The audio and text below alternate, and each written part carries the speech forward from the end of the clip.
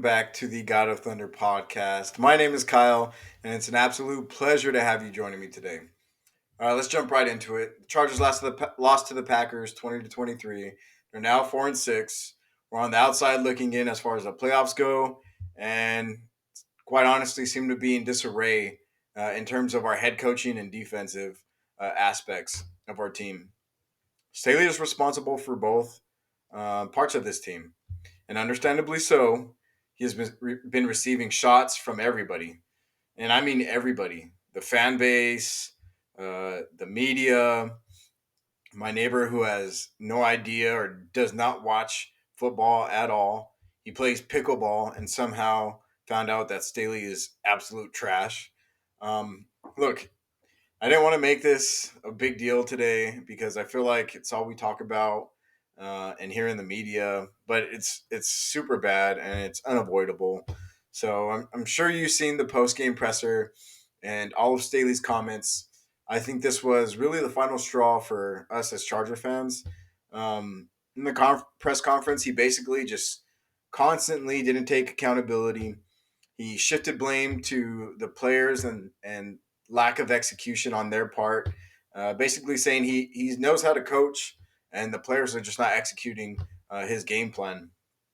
Um, he's refusing to make significant adjustments by giving up play calling or just adjusting his defense to adjust to the players' strengths, not trying to make the players fit in his defense. So it's frustrating.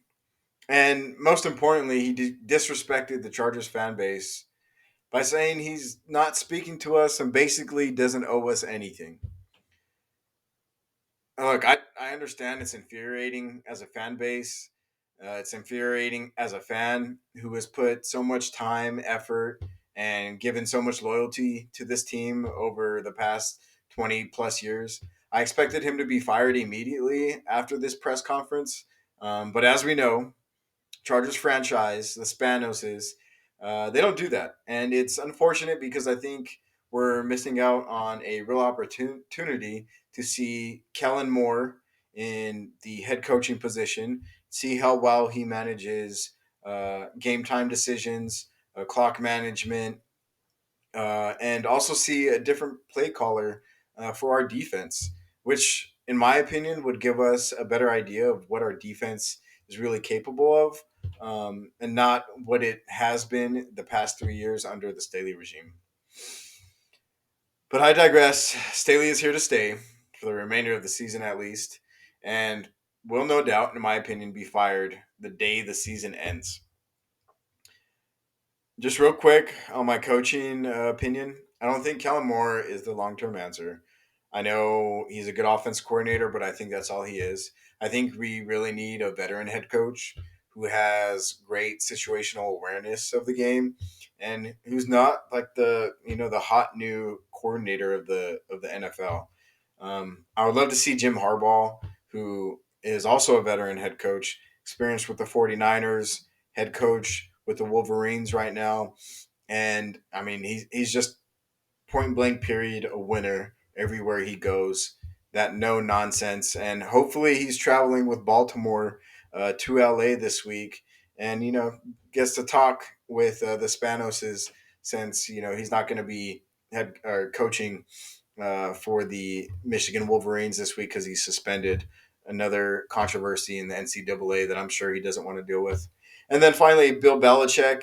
I think I mean, unquestionably the best head coach or one of the best head coaches ever. Like I said in my previous cast, he's the GOAT. So, I mean, there's people are going to argue on why he wouldn't fit in this organization or he wouldn't fit and he needs to retire. But point blank, period, he's a winner, 6 championships. I don't even need to say any more about that. And then, controversial pick, I would love to see Rex Ryan. Not my first or second choice, but I would love to see Rex Ryan come in here and do what he does. He's also a defensive head coach, and he did some real work with Mark Sanchez in the Jets in the late 2000s, in 2010, around there. So those are some of my picks. And, Justin Herbert deserves it. We as fans deserve it, and it's time for the Spanos family to go after a coach that can elevate the team and not hold us back. Okay, quick recap on the Chargers Packers game. The defense once again played what seemed to be confused football. They lacked communication across the board, especially in the secondary. We gave up five chunk plays of 20 or more yards and let penalties get in our way. Another huge one again on 3rd and 20 when Asante Samuel Jr. Made that pass interference, gave up a huge play. Jordan Love had 322 yards, two passing touchdowns, QB rating of 108.5, his best of the season. Now, I think the defensive line played strong, holding the Packers to just 100 yards of rushing, totaled for three sacks and seven QB hits. They played strong, and the secondary was playing well in spurts with five pass deflections, again, against Jordan Love. But there were they were inconsistent with consistent breakdowns in coverages that allowed those chunk plays, and at the end of the day, was one of the reasons why we lost. Just real quick, there was a very good breakdown by I think Bolt Bros podcast. Shout out to them. He basically explained the coverages that Brandon Staley's running. Super complicated, not simple at all. If you haven't seen it, I would recommend going and watching that. It was a good breakdown. If you look at the box score, I think the offense played well against a decent defense. Herbert had over 300 yards combined with two passing touchdowns, zero turnovers, 70 yards on the ground. Dude was doing absolutely everything he could to win this game. He played basically the way we needed him to play to win that game, but the rest of the offense had too many mistakes, ultimately leading to another elite performance by Justin Herbert being overshadowed by a fumble in the end zone or a fumble in the goal line, two drops by Keenan Allen, which is very uncharacteristic of him. One for what would have been a touchdown, and another drop that I think would have been for a first down. Both hit him like right in the chest. One drop by Parmesan on fourth down. I think that was like one of the first plays of the game. We all seen it. It was bad. Hit him right in the hands. And now what will be held over Quentin Johnston's head until he redeems himself. A game tying potential game winning drop that would have put us at a minimum in field goal range. Uh, but if you really take a step back and look at the game as a whole, it was more of an accumulation of mistakes that cost us that game. And you can't really put blame on just the defense. They made huge mistakes. Don't get me wrong. We all seen it. We all know what Brandon Staley does and how well or how bad he coaches. But everybody was off that game for some reason besides Justin Herbert, right? And you could see it in Justin Herbert's eyes, that fire, especially on that delay of game, which like I said, I absolutely loved. That's what we need to see from him every single game. But now we have to shift our focus to what's in front of us, and that's the Baltimore Ravens. The Baltimore Ravens are coming into this game as the best team in the AFC and have little to no weaknesses in any part of their game. They're the best rushing team in the NFL, averaging 155 yards on the ground, around 210 yards passing. They've scored the second most points in the NFL and have one of the best quarterbacks in the league, who can not only run the ball but has shown signs of elite passing in a couple of the games this season. Their defense is also elite, only allowing 170 yards of passing a game, about 103 yards of rushing a game. They're led by a monster of a linebacker they acquired via trade in Raquan Smith. They have good safeties, a solid cornerback room. Now, I don't know what it is about the Ravens, but they always somehow have an absolute dog at linebacker. I mean, from the greatest in Ray Lewis to Terrell Suggs and now Raquan Smith, who's leading that team in tackles. I mean, I don't know what it is. They're just great at utilizing those linebackers and getting the most out of their players. But I mean, this is a good team.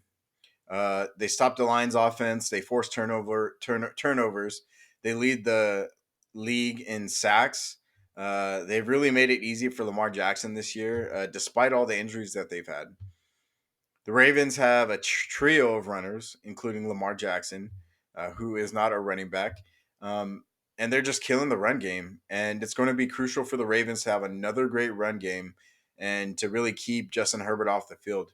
I think because if it comes down to a shootout, I don't think the Ravens have enough weapons on offense to keep up with the Chargers and Justin Herbert. So getting out to a lead, as far as when it comes to the Chargers, is super super important. If we could force Lamar Jackson to stand in the pocket and throw the ball, I think that's going to put us at an advantage. As bad as our pass defense is, I mean, we want Lamar to be forced to stand in the pocket and throw the ball. He's got 12 touchdowns in passing this season, 5 interceptions on the year, and has had some elite games this season throwing the ball. But I think he struggles in that pocket especially with pressure. He's actually really inconsistent. So that's going to be a crucial component for us in this game. When it comes down to why it's going to be crucial, I think it's because, as we know, the Ravens are injury prone team, just like the Chargers. But somehow they're able to overcome those injuries, unlike the Chargers.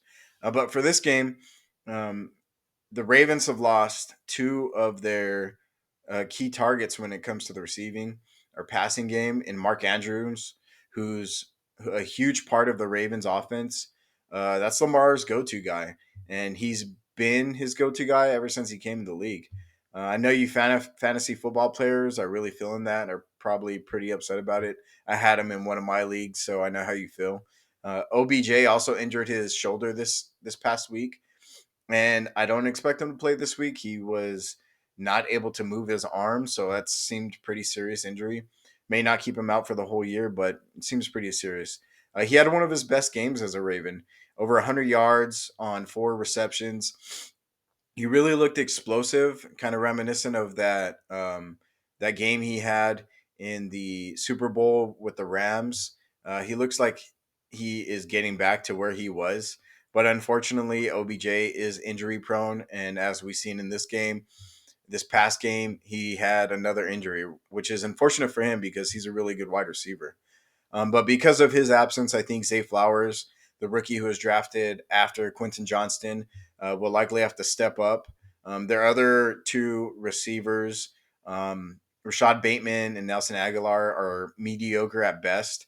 And I think it's going to be difficult for these receivers to get open, even with our defense. And the only thing I question is our inconsistencies and the play calling of Brandon Staley. So we'll see what adjustments he makes, if he makes any at all. But this is a below average receiving core without Mark Andrews and without OBJ. So hopefully it's something we could force the Ravens into, going to that passing game, hopefully shutting down the run game, even though that's going to be easier said than done. And then also Lamar Jackson had an ankle injury. Not sure how much it's going to impact him and his running ability, but he was out of the game. And I guess we'll see more on the injury report tomorrow on whether or not it's a at least a or injury that's going to slow him down during practice, and hopefully potentially during the game. Not wishing an injury on anybody, but it would help the Chargers significantly if he's going to have to stand in that pocket and not be able to run. I would look for him to struggle against our pass rush, especially if he can't run, um, and the lack of his resources in the receiving core. And we have some pretty good guys on the defensive line, and Morgan Fox, who could get sacks, and Khalil Mack, who could get sacks, and then also Tui, who's up and coming rookie. He could definitely get some sacks. They're also, play very, very well against the run. So we'll see how that plays out. Now, the Ravens have 3 losses this season to the Browns, the Steelers, and the Colts. In each one of those games, Lamar Jackson didn't play very well. He had a total of 1 touchdown and 3 interceptions in those 3 games that they lost. His completion percentage was down. He was sacked a total of 11 times in those games. He was pressured a lot. And although the offense had a good rushing attack, I mean that's to be expected with the Lamar Jackson who could run and with those guys in the backfield that they got. So it's going to be a key component in this game for the Chargers is really shutting down that run game or at least limiting the run game because that's really what they lean on as far as the Ravens go. And it's going to be crucial to have a spy on Lamar, contain him in the pocket while we're getting pressure at the same time. Tui and Khalil Mack are going to be major in this game. Um, the three games that he played and that they lost in, he didn't produce in the throwing game. And like I said, he was sacked and hurried into bad decisions and throwing interceptions.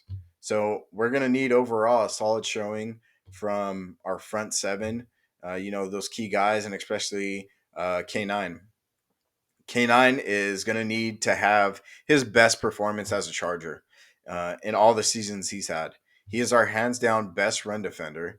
He brings a physicality to this defense that I personally love to see, even though he lacks on in pass coverage, and maybe that's in part due to Staley's defensive play calling.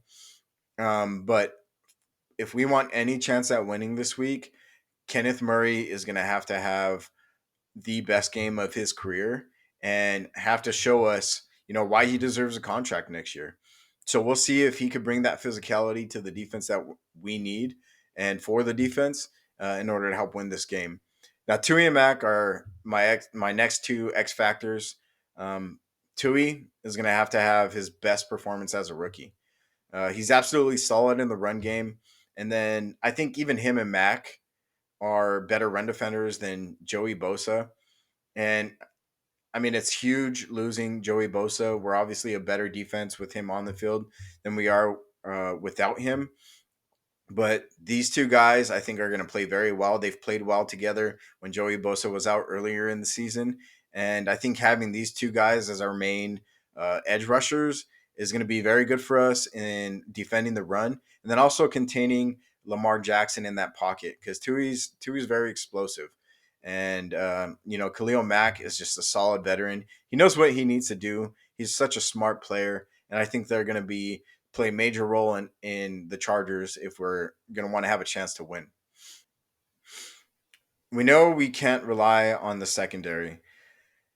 So in the post game, the day after the game, he had another press conference and was asked a couple questions on if there's going to be any adjustments. And one of his adjustments was bringing Derwin James down and playing him more in the slot, which we've seen in this past game. He played a lot more slot, and then also a play as a linebacker. So basically, just bringing him down to the line of scrimmage and getting the most out of Derwin James as we can. We know he's a solid blitzer. We know he's good in the slot and covering tight ends. And that's really going to enhance our ability to stop the run and allow for him to blitz more and hopefully get to the quarterback. We'll see if it happens, but limiting Lamar Jackson's time to pass and slowing down that tough run game, which is not going to be an easy task, is a must in order for us to get back to 500 and just inch a little bit closer to that playoff race. Another key aspect of this game is going to be the wide receivers, right? We already know that the run game is a hit or miss.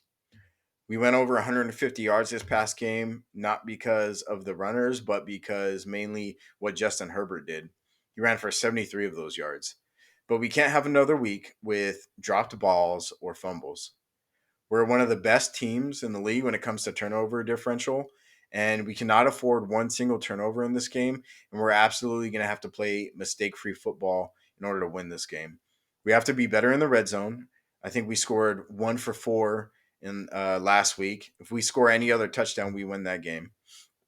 Field goals will not cut it in this game, right? We need to score 7 because the Ravens not only have a good run game, but they have one of the best kickers in NFL history in Justin Tucker, who could kick the ball from their own 45. And they're going to score points on almost every drive. So it's going to be crucial, crucial, crucial that we end drives and touchdowns and not field goals. Um, and again, we have we have a defense that's coming in who is 44 has 44 sacks this season, and they're coming against an offensive line in the Chargers who struggle at times. At times they look elite. At times they look really bad, and they're going to have their work cut out for them. Especially if Will Clapp is out. He was injured during the last game. I believe he came back in. So I would expect if Will Clapp is out and we have the backup to the backup at center, the Ravens are going to have a field day and they're going to blitz up the middle as much as they can. With some good pass rushers like Clowney and Kyle Van Noy, among others, I mean, we're going to need a performance from Justin Herbert like we've seen the past 2 weeks. I think over the past 2 weeks, he has been the best quarterback in the league. He has done everything right, a mistake-free football, and really came in clutch when it mattered. And I know we didn't win this last game against the Packers, and he delivered that ball to Quentin Johnston, but he has been playing the best football he has all season. Um, a lot of running the ball and getting outside of the pocket for Justin Herbert and really trying to evade that pass rush and get the wide receivers their ball will help us. Hopefully, incorporating some QB runs to get the defense on their toes and really keep them guessing. Justin Herbert's shoulders are must be feeling pretty heavy because going into this game, they're going to get even heavier. He's going to have to carry this team because we can't rely on our defense to perform to the level that we need them to. We can't rely on our rush game to be consistent enough to give us that edge in the football game. And, it's going to be tough, to be honest. But the good thing is we're playing Sunday night football, and we all know there's such thing as a primetime Herbert. He plays really well in primetime. And under those lights, hopefully he could step up and be that primetime Herbert. So let's hope he could do it this game and hopefully get a W. Now for the scoring prediction, I just have a couple things to say. I mean, there's a lot of noise in the locker room. There's a lot of noise in the media. Our head coach is under fire. Now the question is, do the players still believe in him? I mean, I know that the media and us as a fan base don't believe in him. But I think what really matters is if the players in that locker room believe in him. And that's a serious, serious question right now. I don't think we could answer that, right? But there has been talks from within the locker room as far as the cornerbacks go on the miscommunication of coverages. There's been talks before from Austin Eckler. There's also been talk from Keenan Allen in regards to this coaching staff.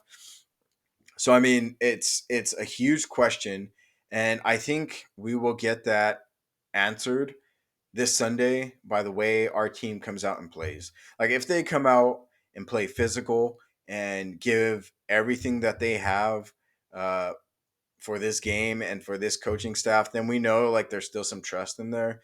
But if they go out and look ugly, then that just will tell us, be really telling that they've lost all faith and lost all confidence in Brandon Staley, and that a change needs to happen immediately. But if they come out and they leave their heart on the field, leave everything out on the field, then that may be a different story.